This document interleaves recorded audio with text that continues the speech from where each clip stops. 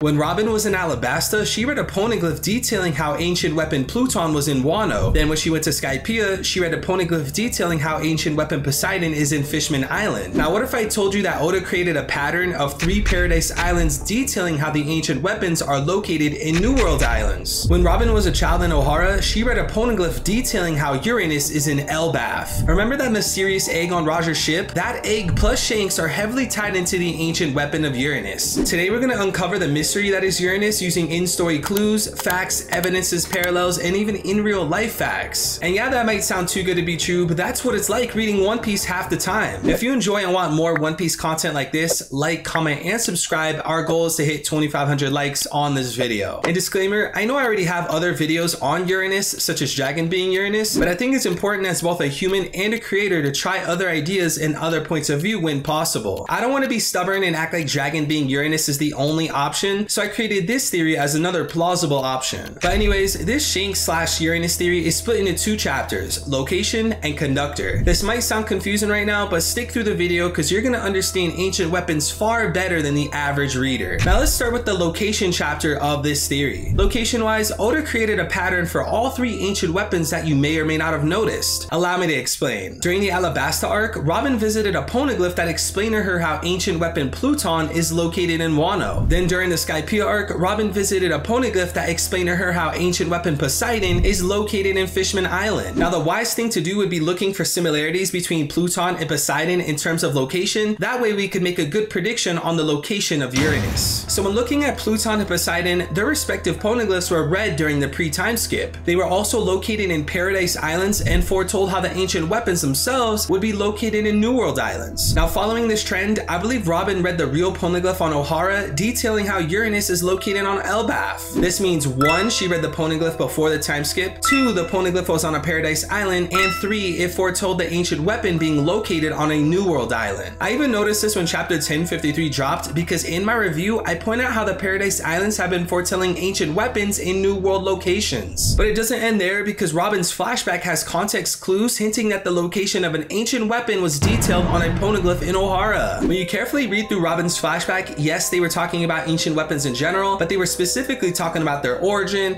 their threat, etc. We also know that Ohara had a real poneglyph which tends to tell a lot about the One Piece world and could easily explain where an ancient weapon is located. The fact that there is so much emphasis on ancient weapons in the first place makes me believe that the poneglyph they confiscated had details on where Uranus is. Technically, this could lead the world government into going where Uranus is located and taking it, but there's too many variables that go into that. But either way, Ohara is the most likely candidate for a Paradise Island detailing the location of Uranus. Other islands like Thriller Bark, Sabaody, etc. didn't have any scenes of Robin finding poneglyphs, but we do know for a fact that Ohara had poneglyphs, and if Oda follows this theme, it would make sense that Uranus's location was detailed on Ohara. This makes Robin one of the only few people on the planet that knows the location of Uranus. Another funny similarity I see is that Ohara has a huge tree on it, just like Elbaf has a huge tree on it. Knowing Oda's writing style, it would make sense that he had a huge tree island Ohara foretell an ancient weapon being located on another huge island tree called Elbaf, kinda like how Fishman Island had its own ancient weapon. Now let's talk about the conductors of the ancient weapons. In this context, we are calling people affiliated with the ancient weapons conductors as if they're in charge of some chorus or music group. Obviously the ancient weapons have nothing to do with music, but you're gonna see why I'm using this metaphor in just a second. Now again, we are going to base Uranus off Pluton and Poseidon because it would make sense that all 3 ancient weapons work at least somewhat similar to each other. So during the Fishman Island arc, the second most skipped arc in One Piece, Robin tells us that the ancient weapon Poseidon is actually Shirahoshi. Now she has an ability that allows her to not only communicate but also command the Sea Kings. This is a devastating power because if she commanded them to attack something, the result is going to be complete destruction. So in the case of the ancient weapon Poseidon, they are not only the ancient weapon but the conductor. What do I mean by this? Let's compare it to music. As many of you know, the people that lead an orchestra are known as conductors, and they use a tool in their hands called a baton. A conductor is useless without his baton, just like how a baton is useless without his conductor. So without the conductor Poseidon, you would not be able to use the baton known as the Sea Kings. We can use the same exact logic for the ancient weapon Pluton. During Water 7 in Eni's lobby, we learned that Pluton is a warship that had blueprints making its way to Frankie. The key thing here is that this warship is probably not a Tesla, so it needs a conductor to control the ship. Thanks to the poneglyph in Alabasta's tomb, we know that Pluton, aka the warship, is located in Wano. Now seeing how Shirahoshi was born from royalty and a conductor of an ancient weapon, I believe that moment Momonosuke, who's also born from royalty, is a conductor as well. With Momonosuke being the conductor, I believe his very own baton will be Pluton, aka the warship. And just like Shirahoshi, Momonosuke the conductor will wait in his respective kingdom until it's time to unite the three ancient weapons. Now that we've established the conductor and baton for Poseidon and Pluton, let's uncover the conductor and baton for Uranus. If you made it this far into the video, like, comment, and subscribe for more One Piece content. Let's talk about the conductor first for the ancient weapon Uranus. 1. They must be connected to Elbaf. 2. They must be some form of royalty. And 3. They must be a friend of Luffy but on their own journey. And the most likely candidate for the conductor of Uranus is red hair Shanks. He fits all three criteria, and this also has amazing implications for the story. First of all, let's talk about the inspiration to both Shanks and Elbaf. Many people, including myself, believe these two are based on Norse mythology, including real-life Vikings. We know this because Oda was open about how he started liking pirates because of a show known as Vicky the Viking. It was a cartoon he used to watch when he was a kid, and it inspired him to make his own pirate-based manga, which we know as One Piece.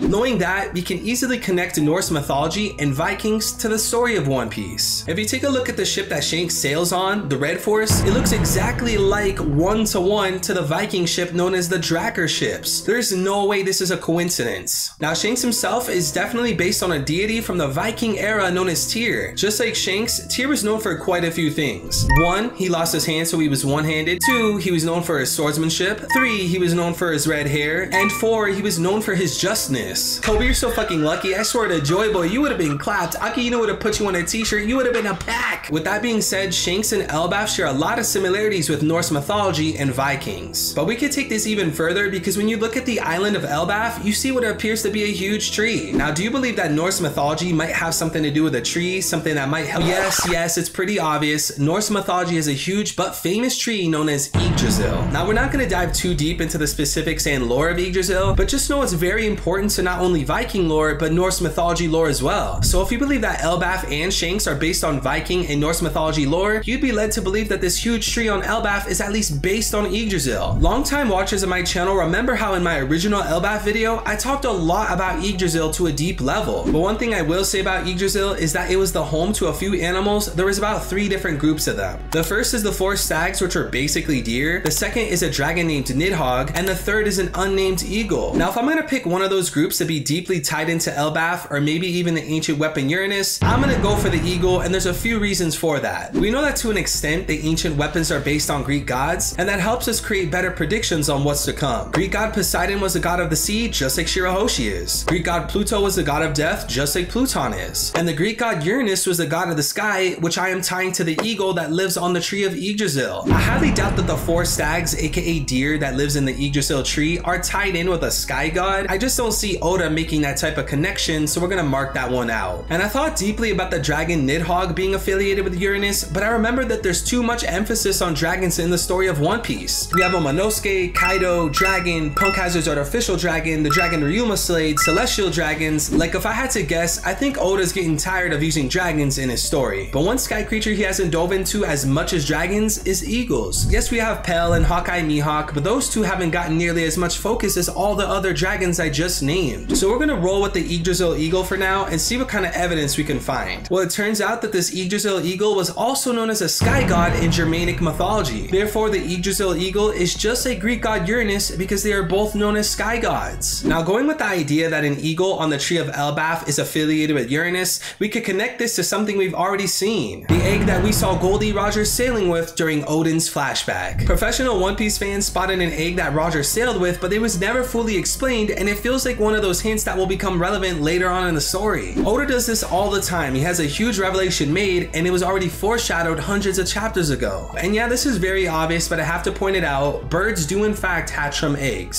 So it's pretty likely that the egg on Roger's ship was an Elbaf eagle that wasn't born yet, similarly to how Shirahoshi wasn't born yet during that time frame. Now, it's no telling where and how Roger got this egg, but I do believe that this egg was dropped off in Elbaf to live on the tree. That way it parallels with Norse mythology. And the icing on the cake is that we can could connect this egg to Shanks because Shanks is a Roger pirate that's deeply connected to Elbaf. Seeing how the island of Elbaf is completely based on Vikings and Shanks himself is based on a Viking deity, it makes sense that Shanks is the guardian of Elbaf. Like, just look at the Yonko, all of them usually have a certain island that they call home. For Kaido it's Wano, for Big Mama's Whole Cake Island, for Blackbeard it's Hachinosu Island, and for Shanks it would make sense that his home is Elbaf. What strengthens this is the idea of the Straw Hats going to Elbaf because it was repeatedly drilled through the heads of the readers. Usopp confidently declared in Little Garden multiple times that he will visit Elbaf. We got a whole Big Mom flashback detailing information about Elbaf, and we even have Straw Hat Grand Fleet members that are giants from Elbaf. So the sequence of events seems to be that Luffy will visit Yonko Shanks' territory Elbaf, while Robin learns that the royalty there is the conductor of ancient weapon Uranus. And a lot of One Piece fans also believe that Shanks has some type of god haki or magical power unknown to the readers as of now, so this might explain why Shanks is able to conduct or control this Yggdrasil eagle. It could even be as simple as the lowest form of Conqueror's haki, domination,